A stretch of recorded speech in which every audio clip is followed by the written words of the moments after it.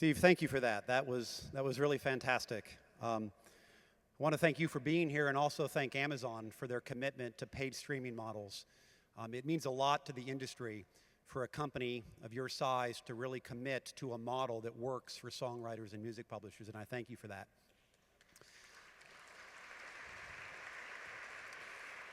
Of course, the feature he didn't show on the Alexa is that it's so easy to use that a 3-year-old girl like my daughter can request nonstop the soundtrack to Frozen. And no offense to Chip and the Disney team that's here, but I can't listen to that anymore. So maybe a parental control or something would be the next feature. Marty, I thought your remarks were spot on. And I'm glad to say that some people are actually listening to your message. In fact, just this morning, my friend Neil Portnow, who runs the Grammys, who's here, announced that starting this year, songwriters will be recognized for Album of the Year when they write at least a third of the album. So Neil, thank you for that.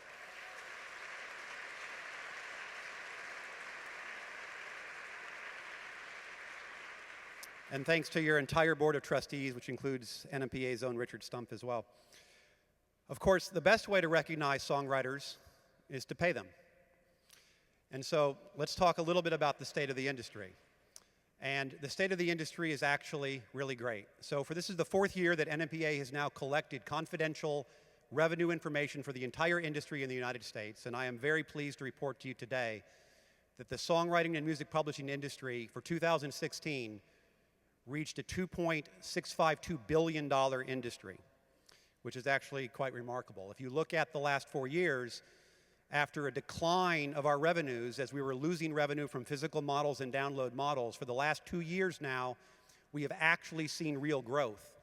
And as we approach almost the halfway point of this year, my prediction is that growth is going to continue not only for 2017, but I think that we are looking at a very bright future because of companies like Amazon and because of the ubiquity of these paid streaming models. Now, the RIAA a few months ago released data about the recorded music industry for 2016, and they had a good story to tell as well. So if you look at how recorded music revenues came in 2016, it's not a surprise that streaming models would now make up more than half of the revenue for artists and recorded record labels. Now, they think about their categories a little bit different than we do, because thankfully for them, they're regulated a little less than we are. But those streaming models include non-interactive, interactive, and also video models.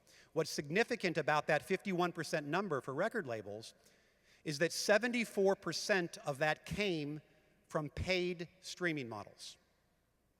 And when you let that sink in, you realize that really has become what's turned around the recorded music industry.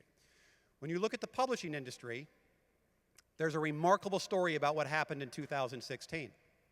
You had growth in performance revenue, and yet it has shrunk in terms of a percent of the total pie because mechanicals, which has been dropping year after year, based on the 50% of the interactive streaming that is mechanical, has risen the entire category up to be a greater percentage of the total pie.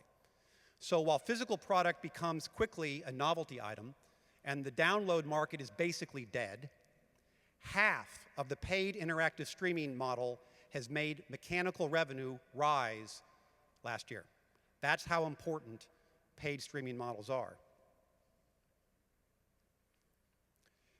The reason why paid streaming models are so important is because they are going to become what the music industry actually is. We are a streaming industry in everything but name right now. There were 30 million paid subscribers in the United States at the end of 2016. Projections are that that is going to rise to at least 51 million paid subscribers by 2020. It's because of several factors, including the increase in the penetration of smartphones, the integration of digital music services in automobiles, and smart speakers like the industry leader, the Echo. Those are going to continue to drive consumer behavior toward paid streaming models. And so if paid streaming models are what is going to be the most important part of the industry, we should be focusing then on what we need to be doing to make sure that songwriters and music publishers thrive in a paid streaming environment. I'm going to submit to you a bold idea. The value of our songs is more important than the process by which we license them. And I want you to think about that. The value of our songs is more important than the process by which we license them. There has been a confusion, a conflation, and conflict between these two different ideas of how much are the songs worth and how we license those copyrights to people that want to exploit them. Now, let me be perfectly clear about what our intent is. It is time to get rid of the compulsory license in Section 115 that's been around since 1909. It has no purpose anymore today, and our rates would go significantly higher if we were able to negotiate the value of songs in a free market. That is absolutely something that can't be denied. In addition, the consent decrees from 1941 should go away. There are 4 healthy competitors on the playing field, and the people they license to have much more market concentration than we ever thought about holding in a PRO. Those are our ultimate goals, to be in a free market where the value of our songs are valued based on what a willing seller is willing to pay a willing buyer, or the other way around. However, we have to take baby steps, and there are things that we can be doing right now as we work toward those ultimate goals of being in a free market. First, with Congress. Right now is not the time to give you the specific details, but what I can tell you is that in the next few weeks, there is going to be legislation introduced that will significantly improve songwriter and music publisher stakes in the music industry. And I am very proud to tell you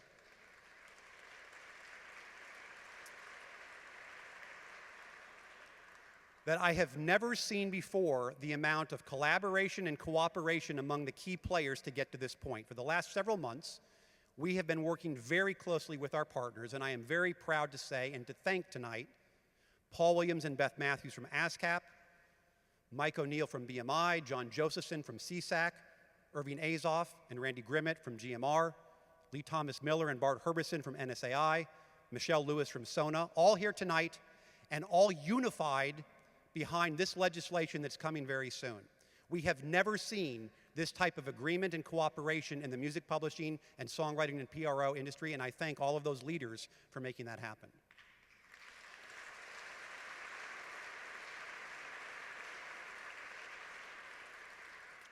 At the same time we're fighting that fight in Congress, we will be continuing to fight at the Department of Justice. Now, the last administration had a point of view that somehow the entire history of the music industry didn't exist, and that the Copyright Office didn't know what it was talking about when it said that we license our songs by fractions.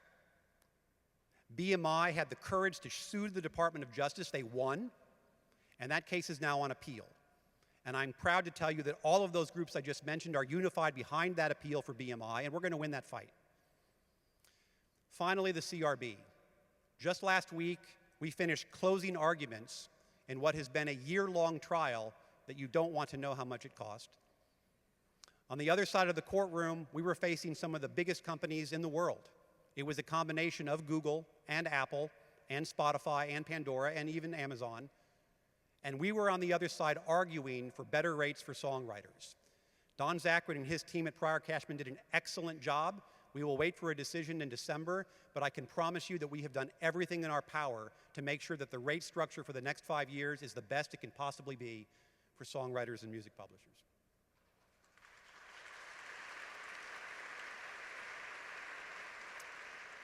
So while we have these fights to get into a free market, so we don't need a CRB, so that we don't need a rate court judge to tell us the value of our songs, and while we fight to make incremental progress now with Congress and the Department of Justice and in the Copyright Royalty Board, let me talk about the other side of the coin, which is the licensing of these songs.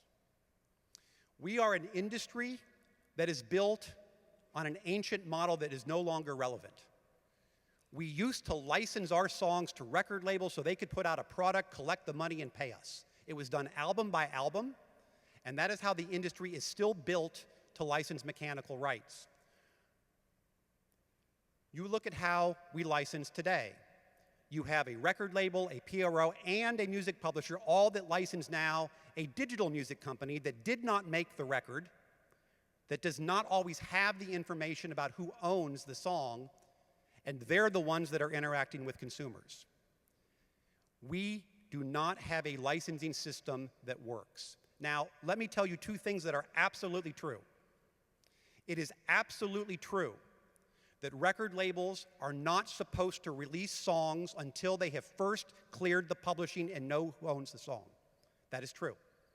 It is also true that digital music companies are not supposed to put the songs up unless they have a proper license for the song. But while both of those things are true, it is time that we as an industry recognize that we can be part of the solution. And that solution involves us being able to identify the songs that we own, to license them in a sane way so that these interactive streaming services can continue to grow, and more importantly, so that we can get rid of a compulsory license from World War I and a consent decree from World War II. We will not do that unless we can demonstrate to Congress, demonstrate to the Department of Justice, that we have an ability to license our property in a marketplace and make that work. And so today, NMPA is putting out a challenge to music publishers, and we are establishing a new program. In 1968, the motion picture industry was petrified that the government was about to come in and regulate their industry over ratings. And so the motion picture industry decided that to help themselves, they would institute their own rating system and govern it themselves and prove to the government that they could do their own business. And that rating system that you now see at the beginning of every movie is the result of an industry effort to keep the government out. What we now need is an industry effort to get the government out. And so we are calling on every music publisher to publicly identify the songs that you own or represent and the shares thereof. And NMPA will be establishing a certification program with minimum standards, and we will certify those publishers that meet that threshold, with the hope that the industry will get more serious about fixing our own problem with regard to licensing these songs. It may not be our responsibility when record labels put out these recordings, or our responsibility when interactive streaming companies put up these songs, but we have got to fix this and be part of the solution. And so I am very glad that we are going to work with these companies to make that happen.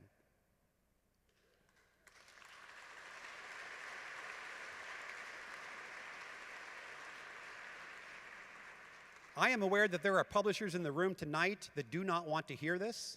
I am aware that there are publishers that do not want to do this. But I am telling you that this is the key to get where we need to go, which is in an environment where our songs are valued in the proper way. We must first be able to license them. Now, we've got a lot of work to do, and you've got a great team that's going to help you do that. First, let me please ask any publisher in the room who has ever served on the board of NMPA in the last 100 years to please stand and let this crowd acknowledge their service to the industry, because it really is an incredible service from these publishers. Thank you.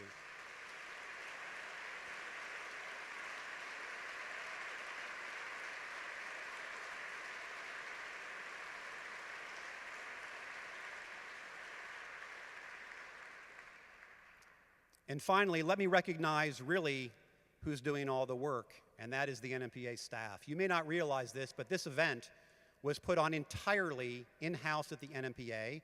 Our NMPA Songs Foundation is run entirely by the staff at NMPA. We are a 13-person body that works very, very hard, and I want to ask my staff to please stand and be thanked by this audience.